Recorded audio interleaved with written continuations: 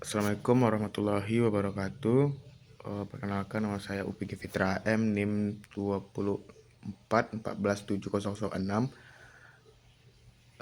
di sini saya akan membuat video materi tentang epistemologi. Video ini dibuat untuk memenuhi tugas mata kuliah filsafat dan teori administrasi pendidikan. Istilah epistemologi berasal dari bahasa Yunani yang terdiri dari dua kata, yaitu episteme yang berarti pengetahuan dan logos yang artinya pikiran, teori atau ilmu. Jadi epistemologi berarti teori atau metode tentang pengetahuan atau ilmu pengetahuan. Istilah lain juga bisa digunakan, yaitu teori pengetahuan atau filsafat pengetahuan. Dalam rumusan yang lebih rinci disebutkan bahwa epistemologi merupakan salah satu cabang filsafat yang mengkaji secara mendalam dan radikal tentang asal mula pengetahuan, struktur, metode, dan validitas.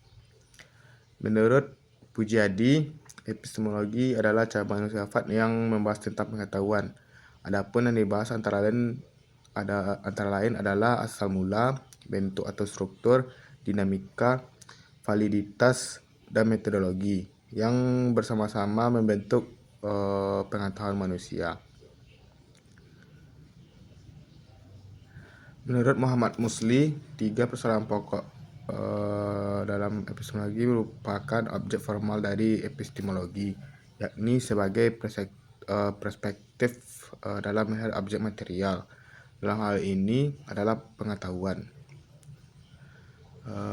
Selanjutnya kita masuk ke cakupan pokok epistemologi. Yang pertama yaitu sumber pengetahuan.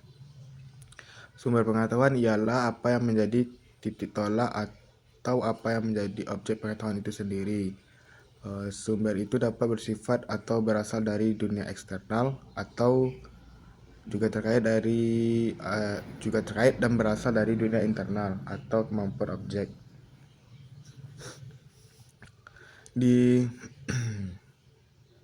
Ada 5 sumber yang akan dibahas dalam sumber pengetahuan. Yang pertama yaitu persepsi atau perception, pengamatan indrawi. Persepsi adalah hasil tanggapan indrawi tentang fenomena alam. Adapun istilah yang lebih umum untuk istilah persepsi ini adalah empiri atau pengalaman. Pengalaman merupakan sumber pengetahuan yang diterima dalam epistemologi. Ada beberapa ciri pengalaman. Yang pertama, pengalaman indrawi selalu berhubungan dengan objek tertentu di luar si pengamat atau subjek. Kedua, yaitu pengalaman manusia tidak seragam. Yang terakhir, yaitu pengalaman manusia terus berkembang. Yang pertama itu persepsi, yang kedua adalah memori atau ingatan. Pengetahuan baik secara teoritis atau praktis banyak sekali mengandalkan ingatan. Pengalaman langsung dan tidak langsung harus didukung oleh ingatan agar hasil pengalaman itu dapat disusun secara logis dan sistematis. Yang ketiga itu reason, akal atau nalar. Akal diterima sebagai salah satu sumber pengetahuan. Adapun pikiran atau penalaran dalam hal yang paling mendasar bagi kemungkinan adalah pengetahuan. Penalaran adalah proses yang harus dilalui dalam menarik kesimpulan. Yang kelima yaitu intuisi. Intuisi adalah tenaga rohani, suatu kemampuan yang mengatasi rasio, kemampuan untuk menyimpulkan serta memahami secara mendalam. Intuisi adalah pengenalan terhadap sesuatu secara langsung dan bukan melalui inferensi logis, deduksi atau induksi. Intuisi timbul sebagai hasil pengamatan dan pengalaman. Yang kelima itu authority atau otoritas. Otoritas mengacu pada individu atau kelompok yang dianggap memiliki pengetahuan sahih dan memiliki legitimasi sebagai sumber pengetahuan. Otoritas juga dapat berasional atau berasosiasi atau berarti negatif bila otoritas itu justru bersifat dominasi, menindas dan otoritasnya tidak absah. Kita lanjut ke pembahasan selanjutnya yaitu objek pengetahuan. Objek pengetahuan adalah hal atau materi yang menjadi perhatian bagi pengetahuan. Dalam istilah epistemologi, ini disebut dengan ontologi. Hoanders menyatakan bahwa objek pengetahuan adalah gejala alam fisik masa lalu, masa depan, nilai-nilai atau sosiologi, abstraksi, pikiran. Struktur pengetahuan. Struktur pengetahuan membahas bagaimana hubungan antara ilmuwan dan sains atau data atau hal yang objek yang diketahui. Hubungan antara subjek yang mengetahui dan objek yang diketahui tergambar dari beberapa pandangan, yaitu objektif, subjektif, skeptisme, relativisme, dan fenomenalisme. Teori dan kriteria kebenaran. Teori kebenaran korespondensi menyatakan bahwa suatu teori atau proposi benar bila proposi atau teori itu sesuai dengan fakta. Kebenaran adalah kesetiaan pada realitas objektif. Teori kebenaran ini didukung dan diterima oleh pendukung epistemologi empiris, seperti ilmu-ilmu alam atau ilmu-ilmu sosial budaya menuntut penerapan metode ilmu alam dan ilmu sosial budaya. Selanjutnya itu teori kebenaran konsistensi atau koherensi. Dalam teori ini, kebenaran adalah apabila adanya saling hubungan antar putusan-putusan atau kesesuaian atau ketaatasan dengan kesepakatan atau pengetahuan yang telah dimiliki. Teori ini umumnya terdapat dalam matematika atau logika atau kelompok epistemologi idealisme. Yang selanjutnya itu teori kebenaran pragmatis.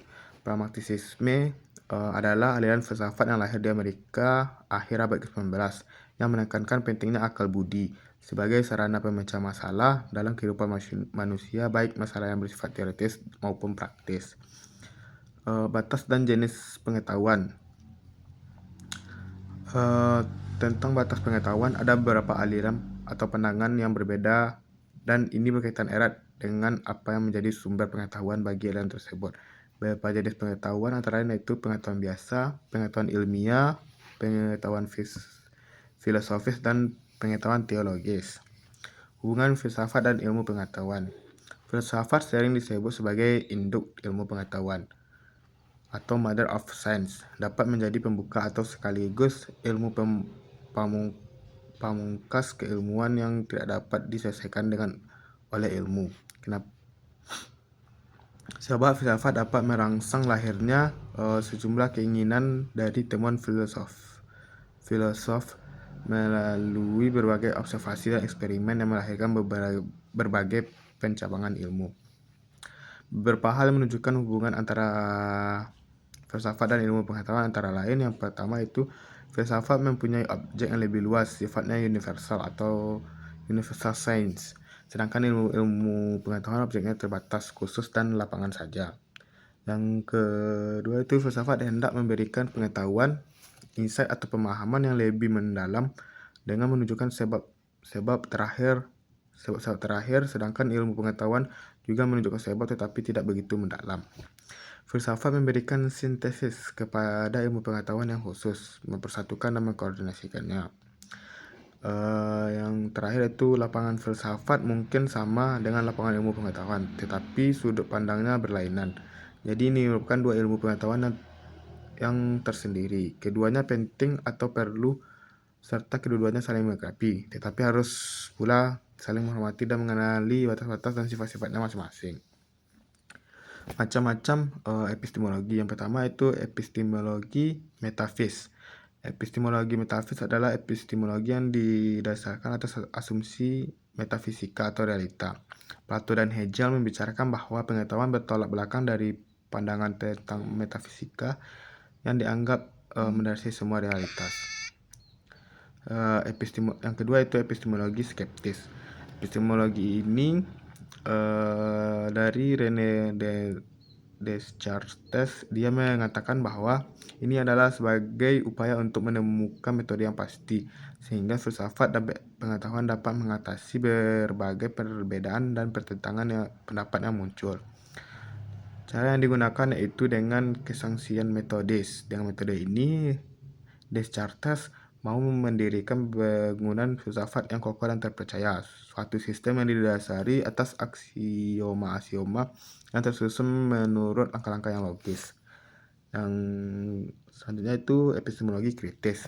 Epistemologi kritis bertolak dari sikap kritis terhadap berbagai macam asumsi, teori, dan metode yang ada dalam pemikiran, serta yang ada dalam kehidupan kita. Pengetahuan, teori, metode, dan cara berpikir yang lama dikritisi, artinya dicari kelemahan dan kekurangannya. Kemudian diupayakan untuk merumuskan metode baru, cara berpikir baru yang dapat dipertanggungjawabkan dengan lebih rasional.